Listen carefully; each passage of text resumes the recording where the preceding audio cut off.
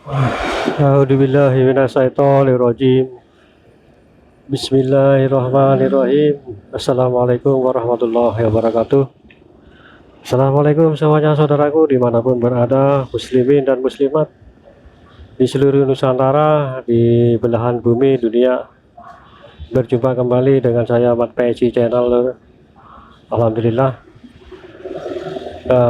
tentang akhlak dan budi pekertinya Syatro Benegit ini, yaitu salah satunya adalah akhlak yang luhur, budi pekerti yang luhur.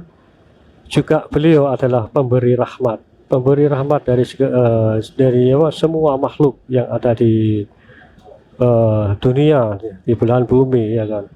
Beliau adalah sama persis dengan tugas beliau dengan Rasulullah SAW, karena beliau itu selalu memberi rahmat dan hidayah kepada semua orang.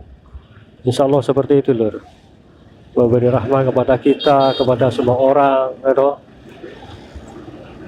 tidak menanamkan kebencian, walaupun beliau diperlakukan seperti itu, tapi beliau paham, ya, dan mengerti tugas beliau ini bagaimana, ya kan? Karena orang-orang yang menzalimi beliau karena mereka tidak tahu, itu saja loh. Mereka tidak tahu kalau beliau ini Rasulullah ini adalah seorang nabi yang memberi rahmat dan hidayah kepada semua umat manusia dan juga semua makhluk, ya kan? Bahkan banyak Rasulullah mengislamkan semua makhluk-makhluk, terutama makhluk jin yang kita kenal semuanya, ya toh, jin Islam, nah, seperti itu, lur, ya kan? Sebentar, lur, mau memperbaiki dulu kameranya.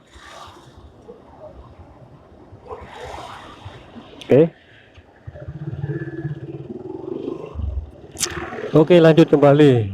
Beliau adalah pemberi rahmat, ya kan? Rahmat dan hidayah kepada semua manusia. Walaupun orang itu bertindak tidak menyenangkan, bahkan tidak mempercayai kepada beliau, seperti itu. Tapi tetap beliau itu berusaha menyebarkan kebaikan, ya kan? Walaupun beliau dizolimi, dilempari, Rasulullah itu kan seperti itu, loh, ya kan? Diberikan kotoran, dilempar kotoran, bahkan air kencing, kan seperti itu. Bahkan pada suatu perang, Rasulullah kan pernah giginya rompal atau bagaimana, pelipisnya berdarah, ya kan? Itulah perjuangan beliau, loh. Perjuangan beliau demi kita umat manusia, ya kan? Apapun dikorbankan oleh beliau, harta semuanya dikorbankan demi kita umatnya. Bahkan Rasulullah sebelum wafat pun, ya kan, yang dipesan, yang diingat, ya kan, oleh beliau adalah kita umatnya, ya kan?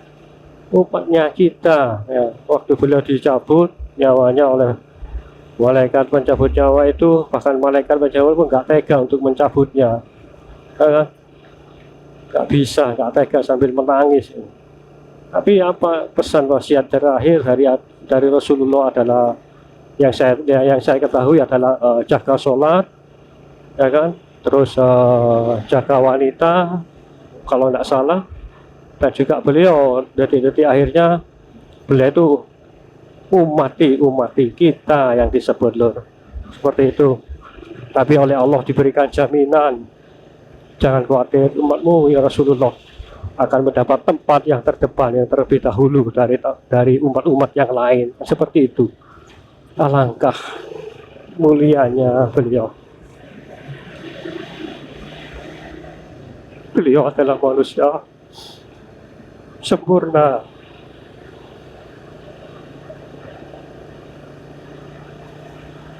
usia sempurna. Hingga akhir hayatnya pun beliau selalu ingat kepada kita, kepada umatnya, ya kan? Insya Allah demikian nantinya, lur. Tugas Syatro Benegit ini seperti itu, memikirkan umatnya, walaupun apapun yang beliau terima dari umat-umatnya, dari semuanya lah, kan nggak ada yang tahu, beliau memaklumi seperti itu, ya kan. Memaklumi karena mereka tidak tahu kalau Satrio Piningit ini adalah pemimpin akhir zaman, pemimpin terakhir, ya toh. Terakhir, kalau setelah itu tidak akan ada lagi pemimpin-pemimpin yang akan memimpin umat manusia. Karena setelah Imam Mahdi ini keluar, Dajjal keluar, dan turunnya Nabi Isa alaihissalam yang akan membunuh Dajjal, yang membelah badannya itu. Bahkan yang membelah Dajjal itu adalah pedang yang diberikan oleh Imam Mahdi kepada Nabi Isa alaihissalam. Insya Allah seperti itu, Lur. Baik, kembali, Lur, tentang akhlak dan tugas-tugas beliau. Bukan tugas ya, akhlak beliau, sang budi pekerti yang luhur. Beliau memikirkan itu, you know. Sayang terhadap kita sesungguhnya, Lur, mengingat kita walaupun walaupun bentar, Lur. Aduh, walaupun beliau masih belum keluar atau belum muncul, tapi jiwa-jiwa beliau memasuki jiwa kita, ya kan. Dalam video saya sebelumnya itu kan seperti itu. Sebagian gitu loh.